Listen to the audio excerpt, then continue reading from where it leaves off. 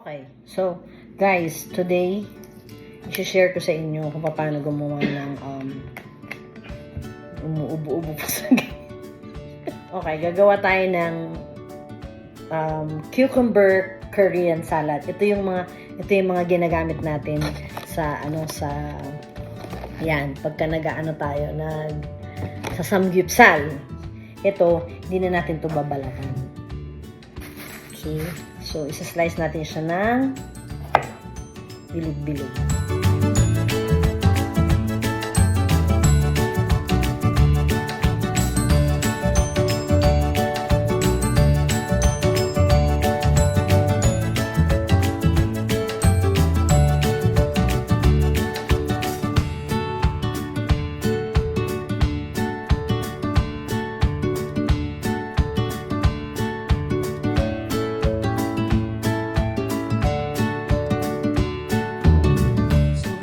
Tayo dito ng green onions.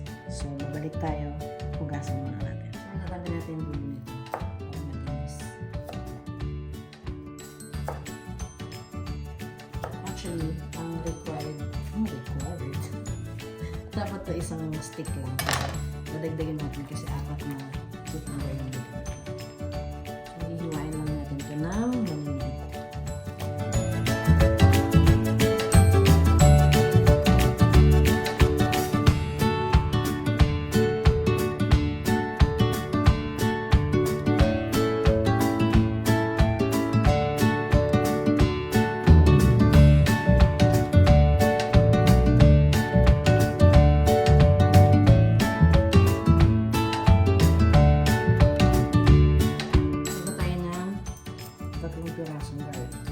Kailangan i-move siya.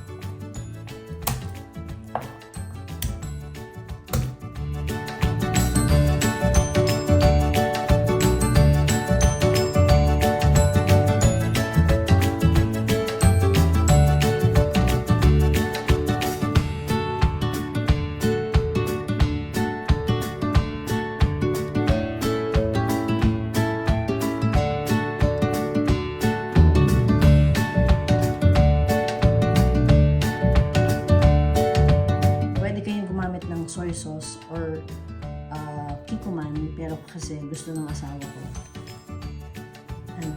ito na lang daw, liquid seasoning.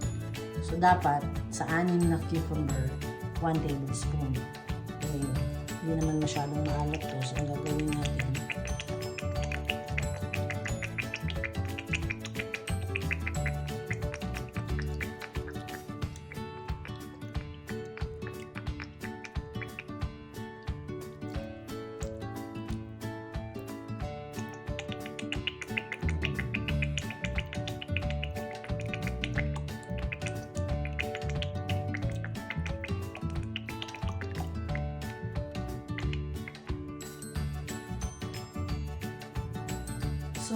kailangan din natin ng sesame oil. Hindi naman wala naman tayong particular na brand na kailangan sundin.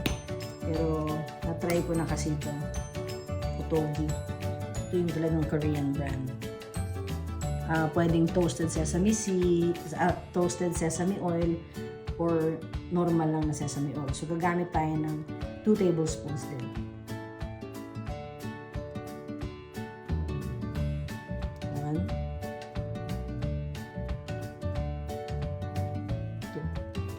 So, dito na tayo ngayon sa tinatawag na Korean gochujang. Ito yung talagang nilalagay para sa cucumber Korean salad. So, sabi nila 1 teaspoon lang daw gagamitin. So, dahil gusto ko siyang medyo kumulay, ang lalagay natin 2 teaspoon.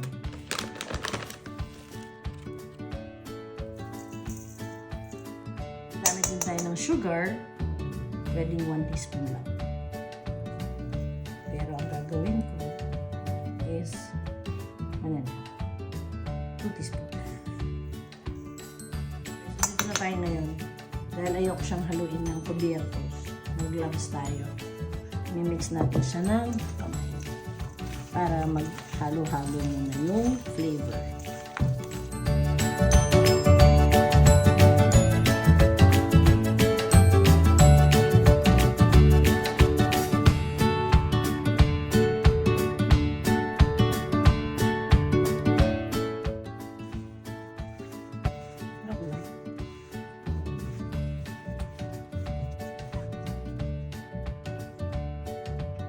lang.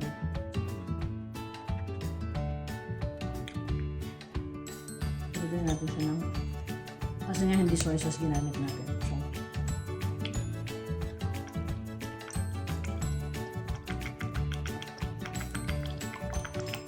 another teaspoon of liquid seasoning. Yeah.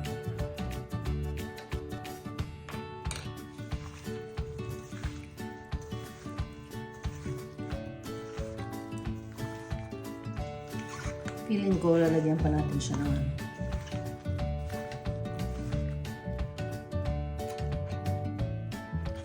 root sugar. Another teaspoon. Kasi maputla siya. Para siya nagulat.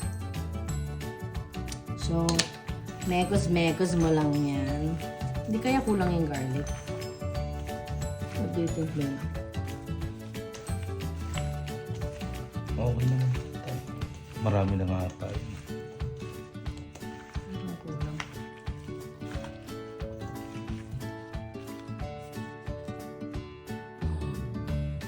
So, pinakailaman natin yung recipe ng curry.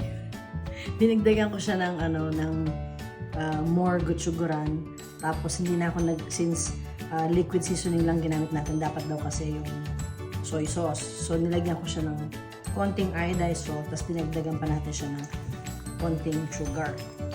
Kasi parang maputla, tapos matabang. So dinagdagan din natin siya ng black pepper, baka sakali. Okay na yung lasa niya this time.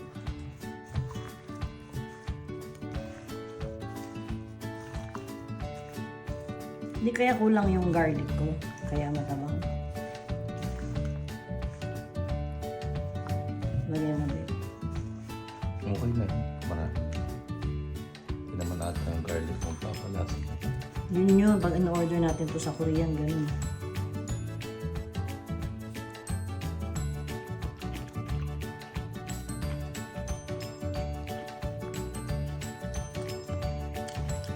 Parang may kulang ka naman, Ben. Ang tabang. Ba't matabang yan? Wala kang toasted sesame seed.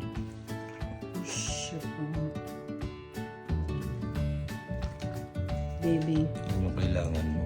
nagkulang ba ng toasted sesame seed to? Hindi ba ganyan mo ako? Hindi. Dahil sa sesame seed.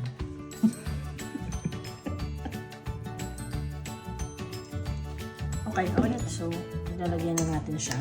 So, medyo meron na siyang kick, babe. Tinikman ko na. So, siguro kanina nung hiniwa ko yung cucumber, hindi pa sumisip-sip dun sa yung flavor.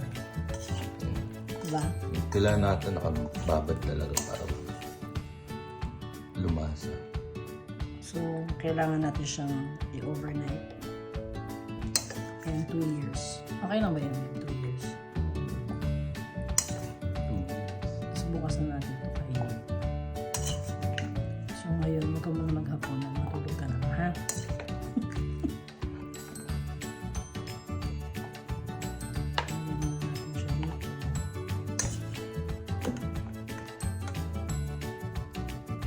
Tsaka baka yung mga garlic doon palang magkikik pagka ano na.